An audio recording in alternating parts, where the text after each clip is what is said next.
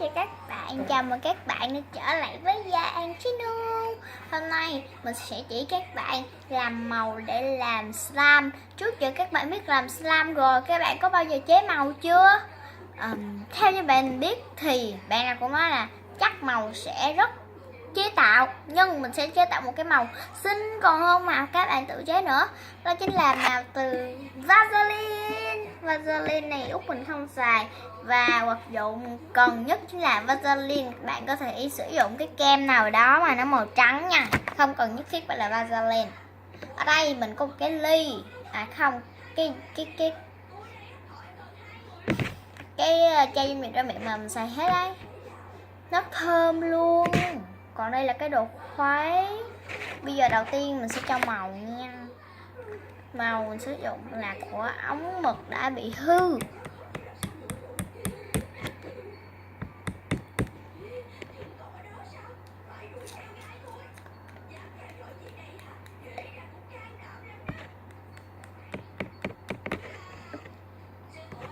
Các bạn có nghe cái tiếng gì quang quang giống Shinosuke không? Thì là Shin đó chứ ai.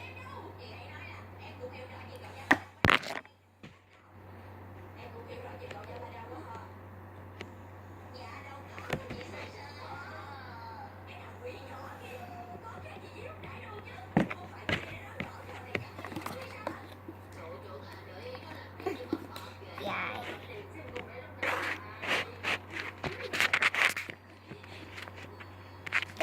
Các bạn của mình không được dẫn, mong các bạn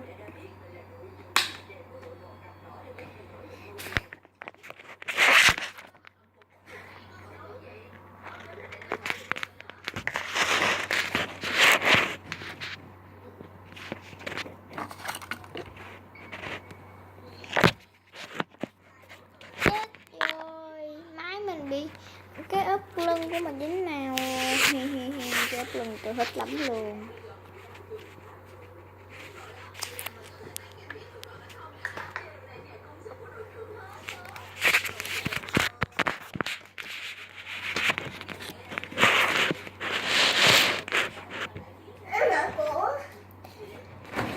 Mình đã cho màu rồi, bây giờ mình sẽ cho Vaseline. Vaseline thì mình cho ít thôi nha, vì Vaseline mùi nó hơi nồng, với lại màu nó cũng hơi trắng trắng ấy, nên là các bạn chỉ cho ít thôi là đủ sử dụng thôi. Cho Vaseline thì cũng gần hết rồi, tại nãy giờ mình làm nhanh nó hơn thì mình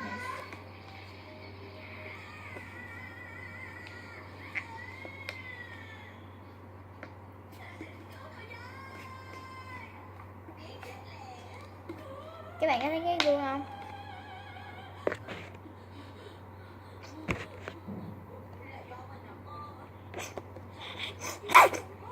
Chết.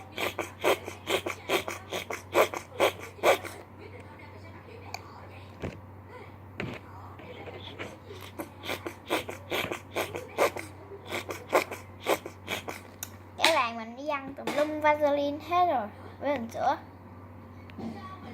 Các bạn ơi, mình đã làm xong và mình cũng đã đổ vào rồi. Nếu các bạn thích video này thì hãy cho mình một cái like. Còn nếu không thích video này mà thích sao ta? Nhớ rồi. Và nếu không thích video này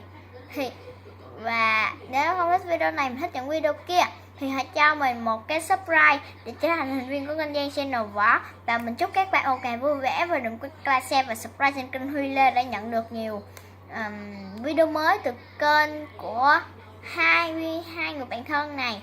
Và bây giờ mình chúc các bạn có một ngày vui vẻ, và đừng quên hãy subscribe nhé, đừng có like không, hãy subscribe đi. Bye bye và hẹn gặp lại các bạn trong những video của tuần sau.